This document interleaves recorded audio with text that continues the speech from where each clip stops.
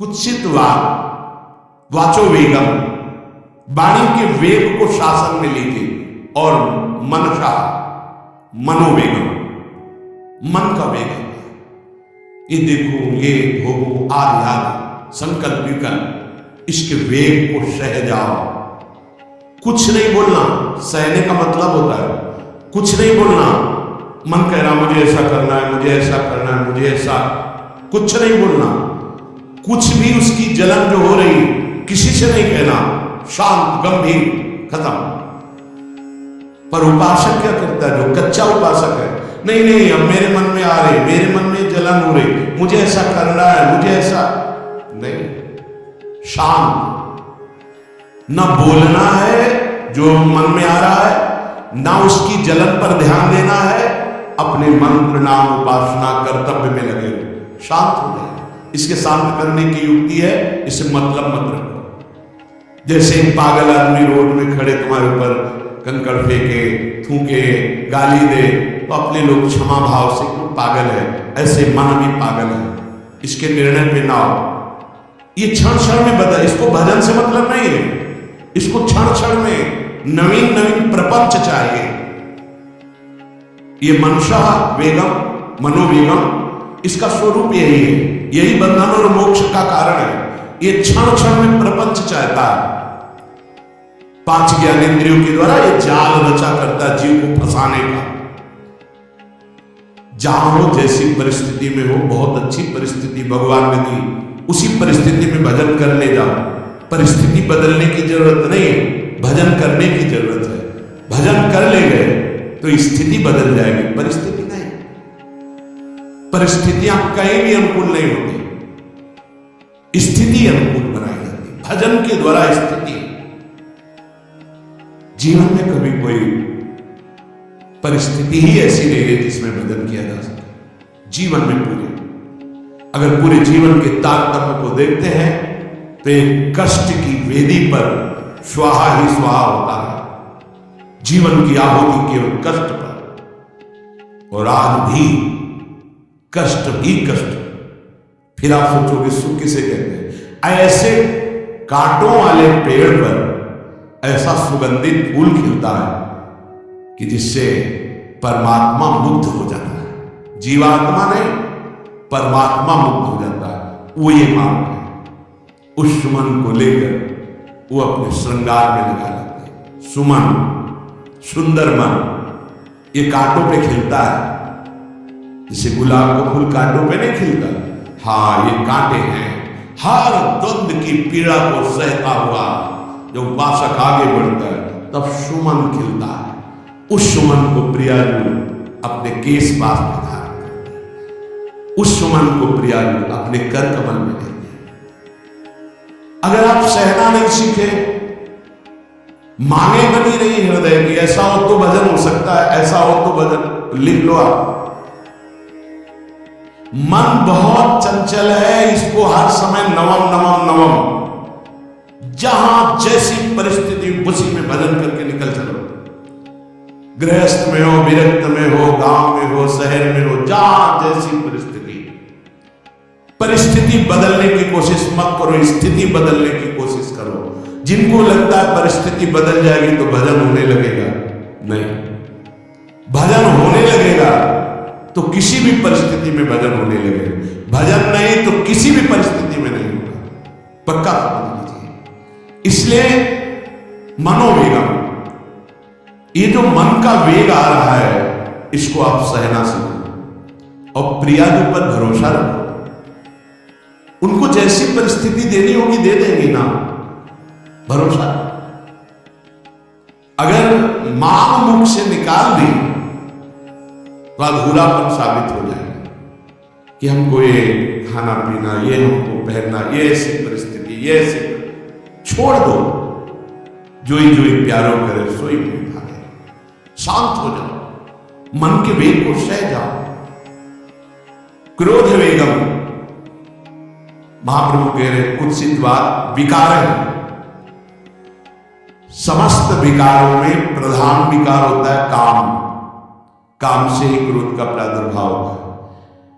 क्रोध एक वृत्ति है, जो आने जाने वाली स्थायी कोई नहीं है। जिस समय आपके अंदर क्रोध आए उस समय मौन होकर हट जाइए वहां से, तुरंत जाकर थोड़ा ठंडा पानी पिए, प्रभु के चरणारविंद की तरफ अपनी वृत्ति को ले जाने की कोशिश कीजिए। उस व्यक्ति से चिंतन हटाइए जिससे क्रोध आ रहा है, उस व्यक्ति की उस क्रिया से चिंतन हटाइए जिससे क्रोध आ रहा है, हट जाइए। ये क्रोध का वेग अगर आता रहा तो भजन करने पर भी अनुभव नहीं हो पाएगा। एक बार अच्छे से क्रोध आ जाए, अंदर हृदय जल जाए, तो 1 महीने भजन के प्रभाव को रोक देता है पूज्य बाबा के उसमें। फिर आप अगर 12 बार साल में आ गया तो क्या अनुभव में आ गया। इसीलिए 20-20, 50-50 वर्ष हो रहे हैं, कुछ अनुभव में नहीं आ रहा। बहुत सावधान। क्रोध हमारा नाश करता है, किसी और का नहीं। हमारे भजन का, हमारे हृदय के आनंद का, हमारी वृत्ति का बड़ा हल्का स्वरूप हो जाता है क्रोधी पुरुष का। इसलिए क्रोध को सहना है, उसके वेग को सहना है। वाणी के वेग, मन के वेग और क्रोध के।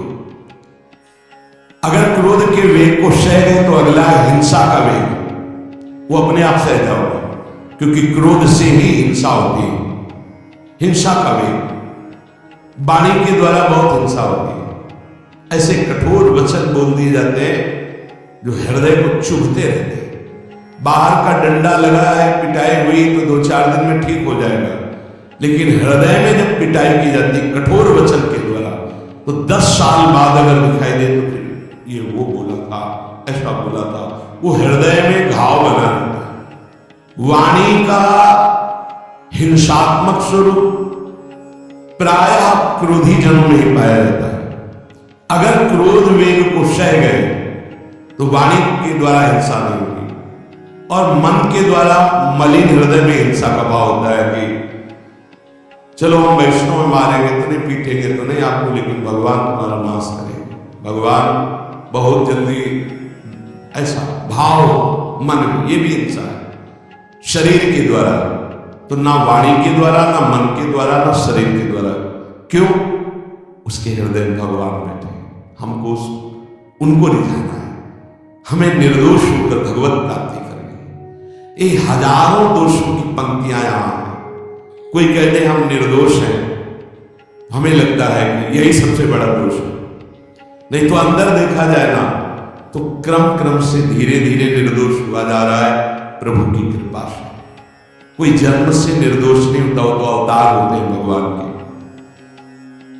एक पद में था, शरण जिसको ले ली हृदय से लगा, और विषय पंख से धीरे धीरे, क्रमशः विषय पंख से धीरे धीरे उसको हटाया। हित जो महाराज जी के लिए हमारे हृदय को धीरे धीरे निर्विषय किया जा रहा है, और सहत सहत बाढ़े भगत गिरतन गुरवित का, इन दोनों का मिलान कर धीरे धीरे सहते सहते हमें निर्विषय किया जा रहा है। आचार्य चरण, इष्ट देव, गुरुदेव कर रहे, हमको राजी रहना। जैसी परिस्थिति है, जैसे भी हमें गुरुदेव रख रहे हैं, इष्ट देव रख रहे हैं, हमें राजी रहना है। इससे क्या होगा कि हमारे अंदर क्रोध नहीं आएगा, गुस्सा नहीं आएगा। नहीं, इतना बेईमान मन है कि इष्ट देव पे भी गुस्सा कर सकता है, ये आचार्य पे भी गुस्सा कर सकता है, ये परम कृपालु गुरुदेव पर भी गुस्सा कर सकता है। क्रोध वेग सह गए तो वाणी और मन और शरीर के द्वारा जो हिंसा का वेग है उससे बच जाएंगे। फिर कह रहे उदर वेगम, उदर वेग भूख। आप लोगों को तो हमें लगता है कि इस वेग को सहना ही नहीं पड़ता। ये जो विरक्त गंगा किनारे घूमने वाले हैं, इनको ज्यादा इस वेग को सहना पड़ता, क्योंकि प्रायः कभी ऐसे शाम के समय पहुंचना होता, जब अब गंगा किनारे नहीं रुक सकते तो आश्रम, अब वहां पूछ लिया तो पूछ लिया, नहीं पूछ लिया तो राधे श्याम पड़े। अगर कोई मंदिर मिल गया तो हम आश्रम आदि कोई खोजना ही नहीं, गांव में तो जाना ही नहीं, क्योंकि नवीन अवस्था में कभी गांव में भिक्षा भी नहीं मांगी। आकाश वृत्ति का ही आश्रय लिया, जो शास्त्र सुन। गांव में कभी पूरे जीवन में किसी गांव में किसी एक रात्रि किसी घर में कभी से गांव के किनारे मंदिर मिला या कोई आश्रम संत जनों का, भूख के वेग को जो सह जाए तो भजन में बहुत रुचि हो जाती है, क्योंकि भजन से चित्त हटेगा तो भूख व्याकुल करेगी और उसकी व्याकुलता से बचना है तो भजन में लगना पड़ेगा। और आपको सच्ची कहते हैं कि कई कई दिन भोजन न मिलने पर भी शरीर में गंगाजल के कारण कभी कमी महसूस नहीं। जो दूध में पावर है उससे अधिक सामग्री गंगाजल में है। अब वो बहुत से ऐसे नगरों के समीप से गंगा मैया निकली जहां से बड़ी बड़ी फैक्ट्रियों का, तो नहीं, बहुत सुंदर गंगा है। वो तो सुंदर है ही, था, है, रहेगा। अपने लोग बड़े बड़े ऐसे नाले ऐसे जिससे वो भाव तो है पर वस्तु तत्व तो है, पर जो दृश्य है वो गड़बड़ हो रहा है। ऐसे यही बड़ा तालाब गिर रहा है सामने जाके, अब वहां ऐसे रज लेके ऐसे लगाओ तो दुर्गंध युक्त निकलेगी, क्योंकि वो ऐसे देखो तो वैसे पदार्थ बहते नजर आ रहे हैं।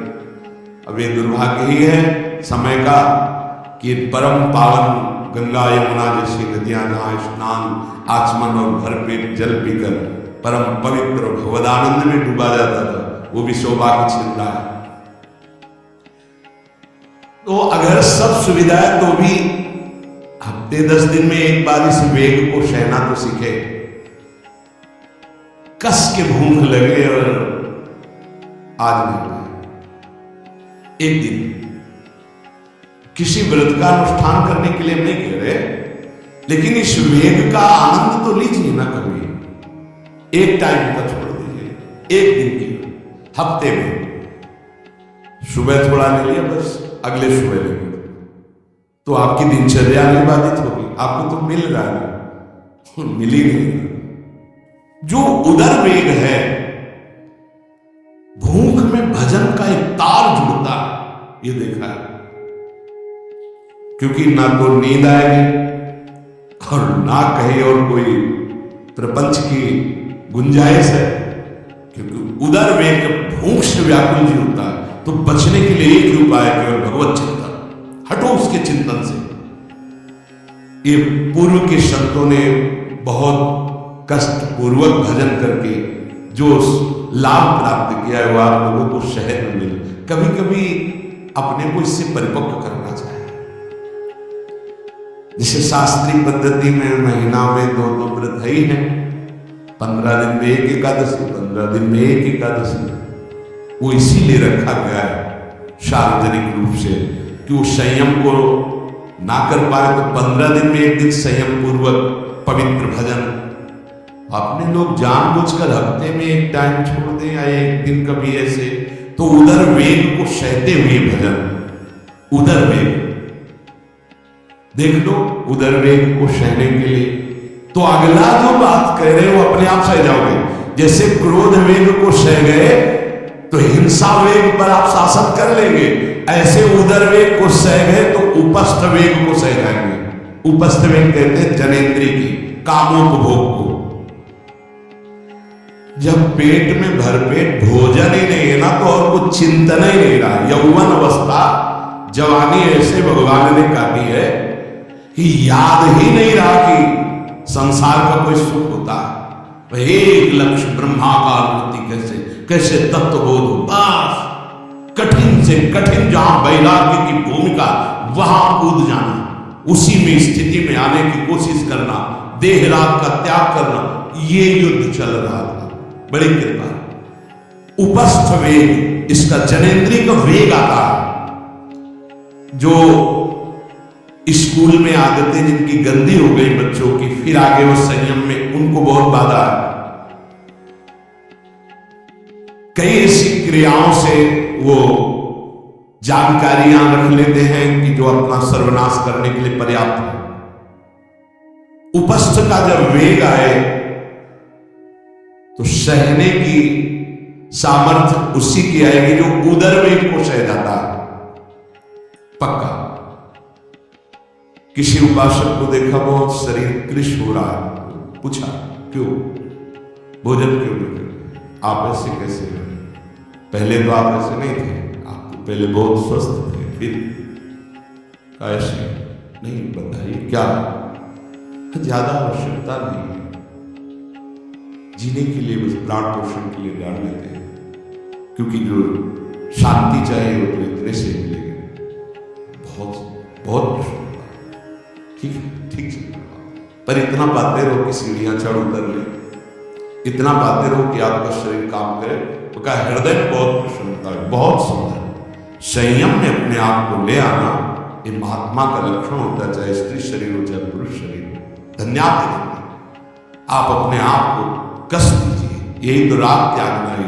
जो जवानी में अपने आप को जला दिया वो बुढ़ापे में चमकता है। ध्यान, जो जवानी में वो दंडता में समय व्यतीत किया वो बुढ़ापे में गंधाता है, गंधाता।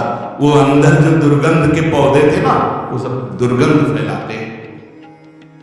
पूज्य श्री पंडित गया प्रसाद जी महाराज जी ने कहा, गृहस्थी में होते हुए भी 40 और 45 के बीच में काम विजयी हो जाना चाहिए, नहीं तो जीवन बिल्कुल बर्बाद हो जाएगा। जो कुछ गृहस्थ धर्म की सेवा है 40-45 के बीच तक हो जाए, मतलब 20 से 25 से ब्याह हुआ आपका, 40-45 तक लड़का बच्चा, इसके बाद अखंड ब्रह्मचर्य धारण कर लो। 40-45 से संयम में हो जाए तो तुम्हारा जीवन सार्थक हो जाएगा। पूज्य पंडित गया प्रसाद जी, बहुत जरूरी है उपस्थ जनेन्द्री के वेग को सहना, पर हर वेग अपने आप में बहुत कठिन है, पर एक दूसरे से इसका तारतम्य है। यदि उदर वेग रसेंद्री को आप शासन में ले लिए तो जनेन्द्री को आप शासन में ले लेंगे, और अगर रसेंद्री को शासन में ले लिया तो जनेन्द्री को शासन में ले सके असंभव, पक्का। और जनेन्द्री रसेंद्री के सब खिलवाड़ चल रहे हैं, तो परमार्थ भगवत प्रेम उन्नति तो सब अभ्यास जिनका भगवदाकार हो गया, वो विषयान ग्रहणम तो मुंचत हुआ। जब इंद्रियों पर शासन बाबा ने अपने किया तो 24 घंटे में एक कवल पाते थे, एक कवल, आश्चर्य होता है। ऐसे सामने दाल रोटी छान ली गई और एक कवल मिलता, बाबा सिद्धासन पद्मासन का। और जब भगवदानंद ब्रह्मानंद में 70 घरों में एक दिन में भिक्षा में रहते, एक दिन भिक्षा। अब वहां गए तो एक कवल तो पाया ना, तो 70 कवल हो गए। विषयान ग्रहणन तो वंचन हुआ, कोई फर्क नहीं। पर हम क्या होता है कि स्थिति होती नहीं तो सिद्धों की नकल करने लगते नहीं। पहले हम साधक हैं, पहले हमारी इन वेगों पर विजय प्राप्त करने की वृत्ति आनी चाहिए। वाणी का वेग, मन का वेग, क्रोध का वेग, हिंसा का वेग, उदर का वेग और जनेन्द्री का वेग, एतान वेगान सहते यस्तु विद्वान, वही शास्त्रों के रहस्य को जानने वाला परमार्थी है जो इतने वेगों को सह जाए। निंदा चास्य हृदयम नोपहन्यात्, इसके बाद जब उसकी निंदा हो तो उस पर कोई फर्क नहीं पड़ना। इसके बाद जो इन सब वेगों को सह गया, अब उसकी निंदा हो रही, कोई निंदा कर रहा है तो उसको आनंद पूर्वक सह जाए। ऐसा क्यों कहा? इसके बाद अगर दोष है, निंदा हो रही, तब तो संभालना, ये गलती हो गई आपसे। जब आप दोष रहित है फिर निंदा हो रही तो आनंद पूर्वक आपको उसका विरोध नहीं करना, सहना, क्योंकि ये सहना बिल्कुल भगवत साक्षात्कार के नजदीक ले जाएगा। देखो, अपमान, निंदा, तिरस्कार, असलियत में हम कैसे साधक हैं इन्हीं के द्वारा परिचय होता है। पूज्य स्वामी श्री अनंग बोधाश्रम स्वामी जी महाराज बड़े महापुरुष थे, जिनको स्वयं करपात्री जी महाराज मूर्तिमान ब्रह्म के साष्टांग दंडोत कर दिगंबर रहते थे, नंगदड़, केवल गंगा के। वो महीने 2 महीने में और कहीं नहीं जाते थे। एक बड़े वकील साहब थे, वो भिक्षुकों को रोटी दाने से रोज बंटवाते थे, उनकी पंक्ति में लगने जाते थे। महीने 2 महीने में एक बार पंक्ति में लगते थे जाके, नंग धड़ंग अवधूत वेश जटाए, और जरूर ऐसी चेष्टा करते थे जिससे उनको धक्का मुक्की लगा दी जाए। तो एक दिन गए, लाइन में खड़े हुए, फिर 2 लोगों को क्रॉस करके आगे लाइन में, फिर आगे लाइन, तो जो नौकर डंडा लिए खड़े थे उनका तो बार बार मना किया, 1-2 डंडे, फिर आगे जाके खड़े, धक्का मारा, पीछे किया, और ऐसा ही महीने 2 महीने में वहां सहने जाते थे। अचानक उस दिन वकील निकले, उन्होंने देखा स्वामी अनंतदास, पता है तुम्हें कौन, साष्टांग दंड, उस दिन से जाना बंद कर दिया। फिर एक दिन गए थे प्रभुदत्त ब्रह्मचारी जी के यहाँ, कहाँ असनी है और कहाँ धूसी, गंगा किनारे पूरी रात चल करके पहुंचे। 2 बजे आवाज लगाई, ब्रह्मचारी, स्वामी उतरे नीचे, साष्टांग बैठे, रुका, स्वामी जी 2 बजे रात, हाँ ऐसे मना आ गया, कुछ खाओगे पियोगे? स्वामी जी, और वो भी परमहंस ब्रह्मचारी जी, बहुत संयमी महापुरुष प्रभुदत्त ब्रह्मचारी, टीम में कुछ आटा रखा, तो बोले स्वामी जी कहो तो रोटी बना, तो बोले हाँ बनाओ, रोटी और नमक ऐसे, जितना टीम में आटा था सब, जो 2-4 किलो जो, तो बोले स्वामी जी आटा तो खत्म हो गया। बोले हाँ, भोजन का स्वाद तो साधु ही जानता है। फिर उठे, जूसी से असली फिर पैदल, अपमान, तिरस्कार, क्षुधा, हर वेग, ये हमारी कसौटी है। परमार्थ का पथ चाहे जिस मार्ग का हो, देखो सुदामा जी गृहस्थ मार्ग के कितने उच्च कोटि के, नरसिंह मेहता गृहस्थ मार्ग में कितने उच्च कोटि के। एक कभी तो सौभाग्य ऐसा प्रभु देते जब कोई हमारी निंदा करता है, ये सौभाग्य है, हमें सहने का सौभाग्य मिलता है। कभी तो कोई अपमान करता है जब, तो भगवान से प्रेरित होकर वो सौभाग्य मिलता है। साधक को उस समय चिड़चिड़ा नहीं होना चाहिए, उस समय मुस्कुराना चाहिए कि आज मेरी स्थिति का थर्मामीटर डाला जा रहा है, कैसे हो, नहीं आनंदित है। पर देख लो, प्रशंसा होगी तो चेहरा खिला हुआ गुलाब के फूल की तरह मिलेगा, और निंदा होगी तो ऐसे होगा। ऐसा नहीं होना चाहिए। नहीं करत जे और सहन निंदक, तीनों पे अनुग्रह कियो। इसीलिए पूज्य बाबा कह रहे कि इसके बावजूद, अर्थात समस्त वेगों को सहन करने के बावजूद तुम्हारी जब निंदा हो और उसको सह जाओ, तब तुम परमार्थ के शूरवीर योद्धा कहे जाओगे। विपत्ति में सब साथ छोड़ देते तो हृदय के भी साथी साथ छोड़ते हैं, ध्यान रखना। जब विपत्ति आती है तो मन भी साथ देना बंद करने लगता है, विपरीत जाने लगता है, बुद्धि भी विपरीत जाने लगती है। इसलिए जो विपत्ति में अपने धैर्य और साहस को ना खोकर अपने सिद्धांत से चलता है उसे महात्मा कहते, चाहे वो गृहस्थ हो चाहे विरक्त हो। ध्यान दीजिए, संपत्ति में, अनुकूलता में तो सब सावधान होने की कोशिश करेंगे, बड़ी कृपा है भगवान की। यहां कह रहे विपत्ति में सब साथ छोड़ते हैं, ये जीवन में देखा।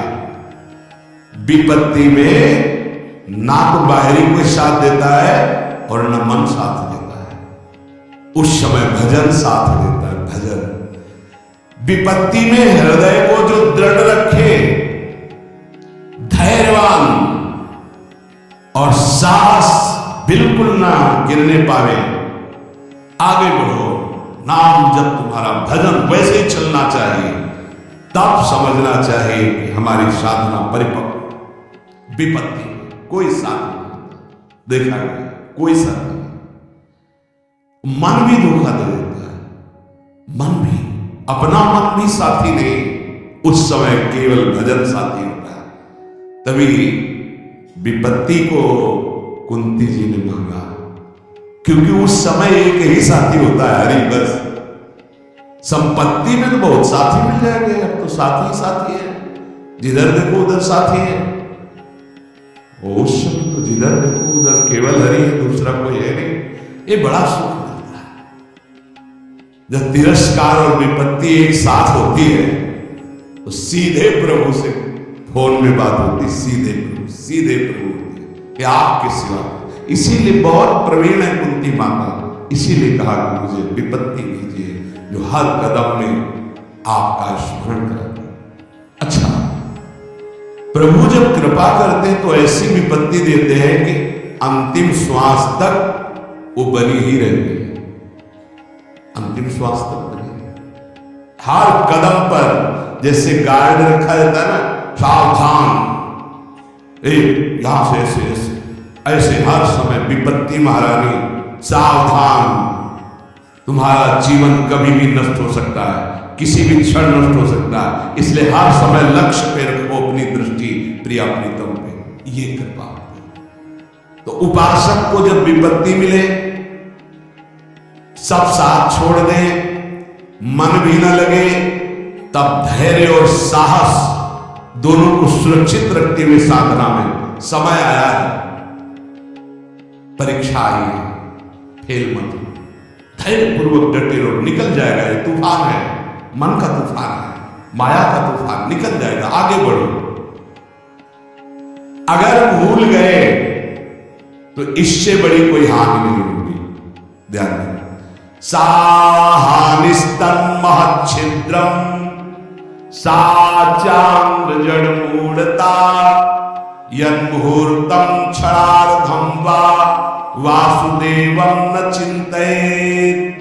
अय उपासक, वो मुहूर्त, वो आधा क्षण जिसमें आप अपने प्रभु को भूल गए, किसी भी प्रकार से अपमान को देखकर, निंदा को सुनकर, विपत्ति के जब सबसे बड़ी हानि हो जाएगी। आधे क्षण के लिए भी प्रभु को नहीं भूलना। सबसे बड़ी त्रुटि अंधापन, जड़ता, मूर्खता होगी कि उपासक निंदा सुनकर अपमान की परिस्थिति में या विपत्ति में अपने प्रभु को भूल जाए। नहीं, एक क्षण के लिए भी नहीं, ना संपत्ति में भूलेंगे और ना विपत्ति में भूलेंगे। जो उपासक है वो ममता शून्य होता है, इसलिए उसका भजन नहीं रुक सकता। न शरीर पे ममता है, न किसी संबंधी पे ममता है। तो विपत्ति किस पे आएगी? इन शरीरों पर ही तो आती है। विपत्ति किस पे आएगी? संबंधों पर ही तो आएगी। तो उसका भजन क्यों नहीं रुकता? क्योंकि ममता शून्य है।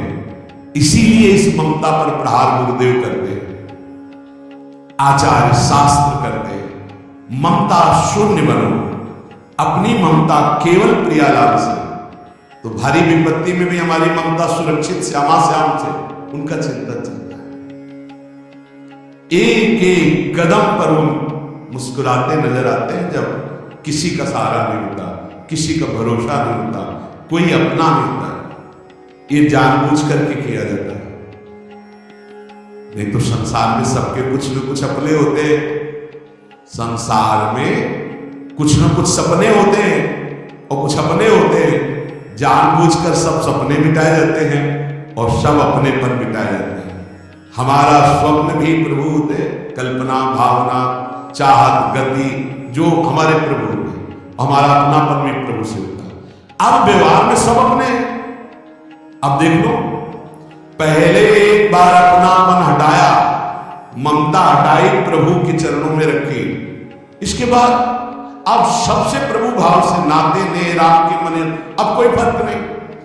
पर अभी ममता से समता में नहीं पहुंचे, इसलिए ममता हटानी। एक बार हटाओ अपने शरीर से, अपने संबंध से, अपने इंद्रियों के भोगों से ममता हटाकर श्री जी के चरणों। एक है ममता, ये जग में है दुखदाई, ये जब श्री जी की ओर लगे तो हो परम सुखदाई।